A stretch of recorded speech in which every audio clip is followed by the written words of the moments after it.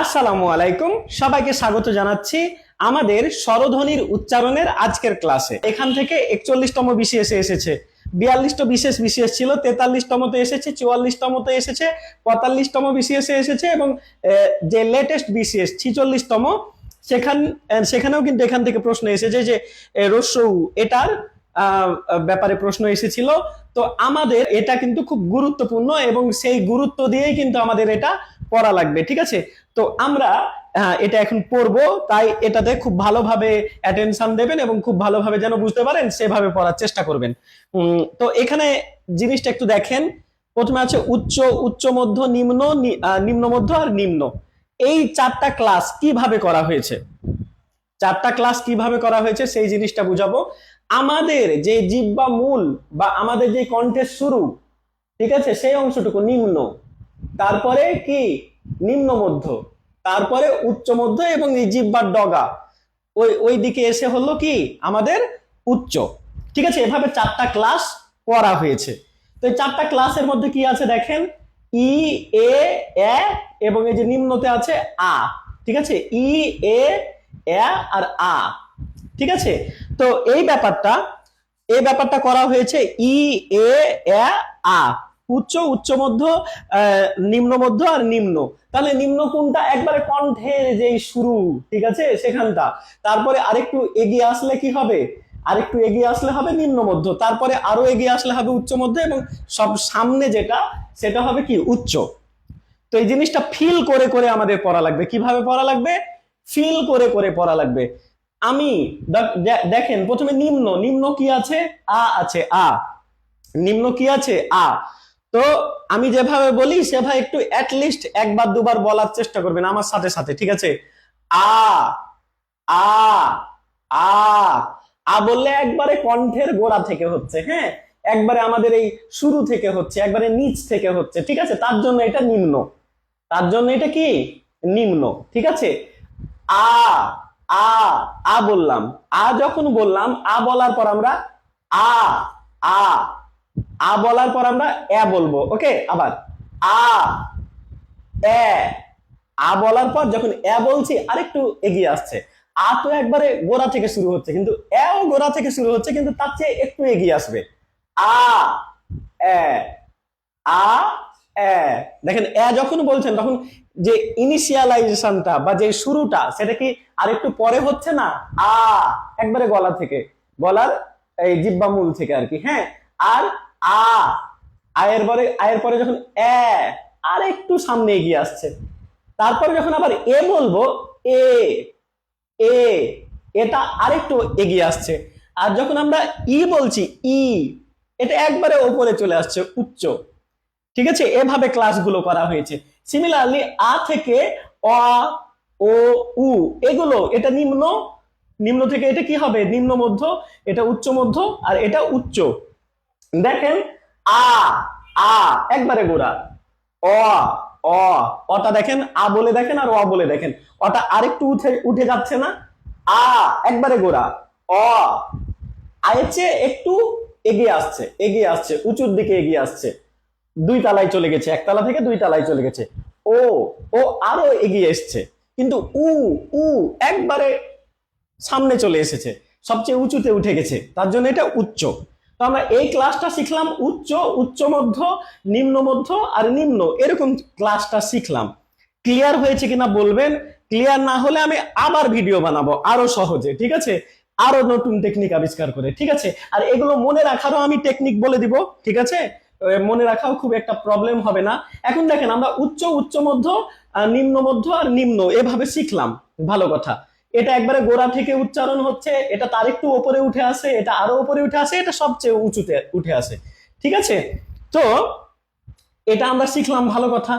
এখন সম্মুখ স্বরধ্বনি বা এটাকে বলে সম্মুখ ওষ্ঠাধর, এটাকে বলে কেন্দ্রীয় স্বরধ্বনি বা কেন্দ্রীয় ওষ্ঠাধর বলে, আর এটাকে পশ্চাৎ স্বরধ্বনি বা পশ্চাৎ ওষ্ঠাধর বলে।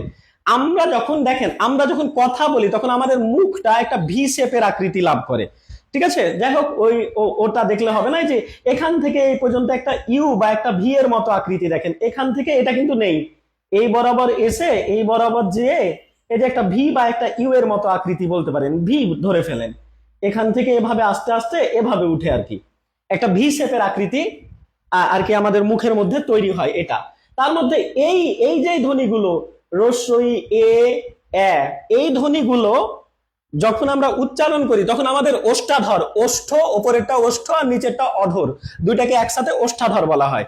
এগুলো যখন আমরা উচ্চারণ করি তখন আমাদের সম্মুখ ওষ্ঠাধর, সম্মুখ ওষ্ঠাধর মানে হচ্ছে আমাদের উপরের ঠোঁটটা, উপরের ঠোঁটটা একটু বেশি গুরুত্ব পালন করে নিচের ঠোঁটের চাইতে। নিচের ঠোঁটটাকে বলে পশ্চাৎ ওষ্ঠাধর, ঠিক আছে, আর উপরের ঠোঁটটা হচ্ছে সম্মুখ ওষ্ঠাধর।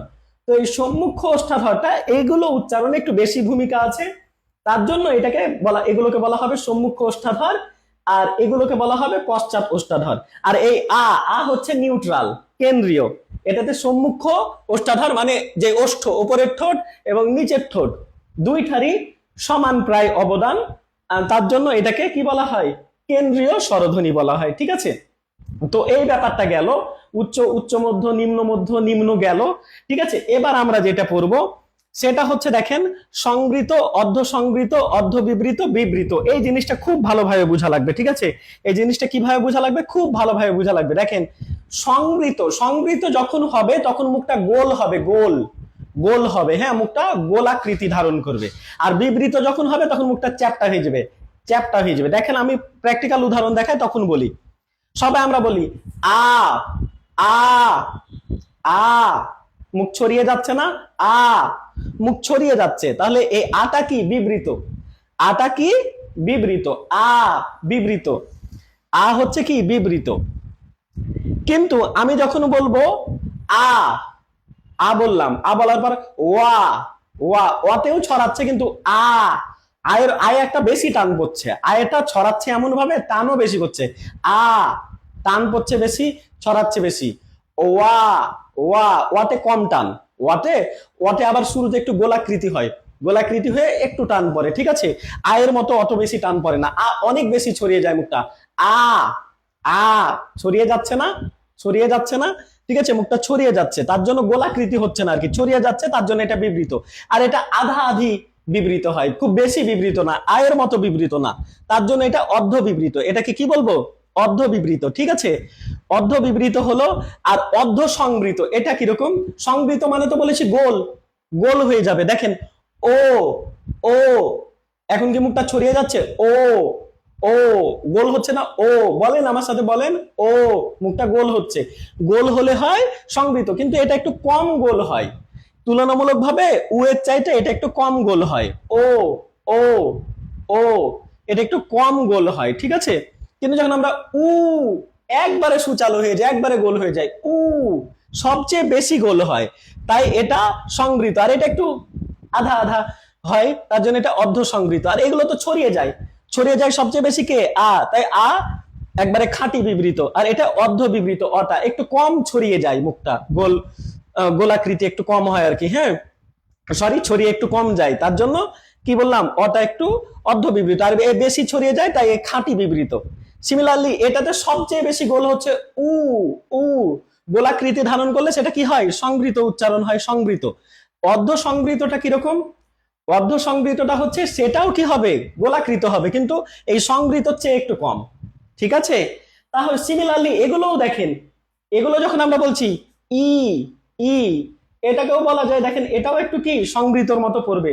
এ, এ ছড়িয়ে তো যাচ্ছে না, এ ছড়িয়ে তো যাচ্ছে না, ই ছড়িয়ে যাচ্ছে, মুখটা ছড়িয়ে যাচ্ছে না, তাই এটাকেও সংবৃত বলা যায়। এ, এটাতে একটু কম গোল হয়, এটাতে কম গোল হয়, কিন্তু ইয়া, ইয়া, এবার দেখেন ছড়িয়ে গেছে, ইয়া, ইয়া, ইয়া ছড়িয়ে গেছে, ইয়া বললে ছড়িয়ে গেছে, তাও অর্ধ বিবৃত, বিবৃত তো ছড়িয়ে যায়। আর আ বললে আরো ছড়িয়ে যায়, আ, আ টান বেশি পড়ে, আ বেশি ছড়িয়ে পড়ে, টান বেশি পড়ে। তো এটা তাহলে কি, এটাও তাহলে কি বলেন, এটা বিবৃত, ঠিক আছে। এটা কি অর্ধ বিবৃত, আর এটা অর্ধ সংবৃত, আর এটা শুধু সংবৃত।